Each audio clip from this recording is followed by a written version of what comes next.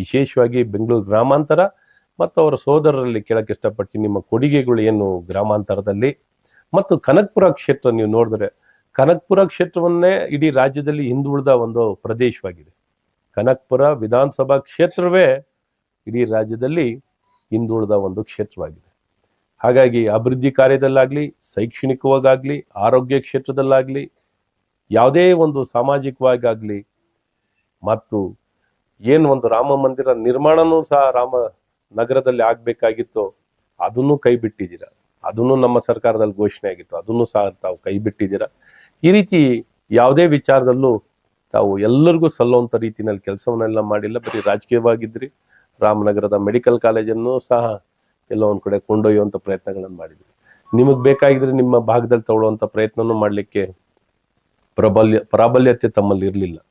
So ಹಾಗಾಗಿ ಎಲ್ಲ ಸಂದರ್ಭದಲ್ಲೂ ರಾಜಕೀಯ ಪ್ರೇರಿತವಾಗಿ ಹೇಳಿಕೆಗಳನ್ನು ಕೊಡ್ತಾ ಇದ್ದೀರಾ. ಇಂಥವೆಲ್ಲವೂ ಸಲ್ಲುವಂಥದ್ದಿಲ್ಲ. ಬಹಳ ಪ್ರಸ್ತುತವಾಗಿರುವಂಥದ್ದು ಡಾಕ್ಟರ್ ಮಂಜುನಾಥ್ ಅಂತ ಯೋಗ್ಯವಾಗಿರುವಂಥ ಒಬ್ಬ ಅಭ್ಯರ್ಥಿ ಇವತ್ತು ಸ್ಪರ್ಧೆಯಲ್ಲಿದ್ದಾರೆ. ಇಡೀ ದೇಶದಲ್ಲಿ ಅತಿ ಉತ್ತಮವಾಗಿರುವಂಥ ಒಬ್ಬ ಅಭ್ಯರ್ಥಿ ಅಂದರೆ ಅದು ಡಾಕ್ಟರ್ CN ಮಂಜುನಾಥ್ ಅವರು.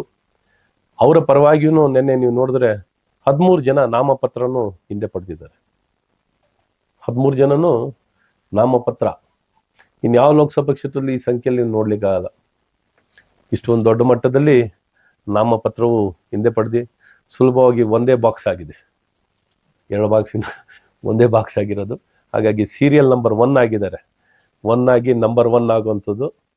ಇದು ಜನಶಕ್ತಿಯ ಚುನಾವಣೆ, ಜನರು ಚುನಾವಣೆ ಆಗ್ತದೆ. ಇದು ಜನರ ಚುನಾವಣೆ. ನೇರವಾಗಿ ಜನರು ಮುಂದೆ ಬಂತು, ಜನರು ಅವ್ರಿಗೆ ಬೆಂಬಲಿಸ್ತಿದ್ದಾರೆ. ಮತ್ತು ಏನು ಡಾಕ್ಟರ್ ಮಂಜುನಾಥ್ ಅವರು 75 ಲಕ್ಷಕ್ಕಿಂತ ಹೆಚ್ಚಿನ ರೋಗಿಗಳಿಗೆ ಚಿಕಿತ್ಸೆನ ಕೊಟ್ಟಿರೋರು. 75 ಲಕ್ಷಕ್ಕಿಂತ 5 ಲಕ್ಷಕ್ಕಿಂತ ಹೆಚ್ಚು ಜನಕ್ಕೆ ಶಸ್ತ್ರಚಿಕಿತ್ಸೆನ ಕೊಟ್ಟಿರುವಂಥದ್ದು. ಬರೀ ಅವ್ರ ಸಂಪರ್ಕಕ್ಕೆ ಬಂದಿರುವಂಥ ರೋಗಿಗಳೇ ಟ್ರೀಟ್ಮೆಂಟ್ ಕೊಟ್ಟರೆ ಏನು ವೆಂಕಟೇಶ್, ಎಷ್ಟು ಇಲ್ಲಿರೋರೇನೆ ತುಂಬ ಜನ ಅವ್ರ ಸಂಪರ್ಕದಲ್ಲಿ ಇದ್ದವ್ರು. ಹಾಗಾಗಿ ಅವ್ರ ಸಂಪರ್ಕಕ್ಕೆ ಬಂದಿರೋ ಜನನೇ ಫೀಲ್ಡಿಗೆ ಬಂದರೆ ಹೇಗಿರ್ಬೋದು, ಸುನಾಮಿ ಇದ್ದಂಗೆ ಸುನಾಮಿ ಕೊಚ್ಕೊಂಡು ಹೊರಟೋಗ್ತಾರೆ. ಈ ಕಾಂಗ್ರೆಸ್ ಪಕ್ಷ ಬೆಂಗಳೂರು ಗ್ರಾಮಾಂತರದಲ್ಲಿ ಸಂಪೂರ್ಣವಾಗಿ ಜನ, ನೀವು ತುಂಬ ವರ್ಷದ ಕೃಷಿ ಮಾಡ್ಕೊಂಡು ಬಂದಿದ್ದೀರಿ, ಯಾವುದೂ ಇದಕ್ಕೆ ಮಾನ್ಯತೆ ಇಲ್ಲ. ಡಾಕ್ಟರ್ ಮಂಜುನಾಥ್ ಅವ್ರು ಬಂದಿದ ತಕ್ಷಣ ನಿಮ್ದು ಹಂಗೇ ಬೋಟು ಸಿಂಕ್ ಆಗಿಬಿಟ್ಟಿದೆ, ಸಿಂಕ್ ಆಗಿ ನೆಲ ಕಚ್ಕೊಂಡಿದೆ.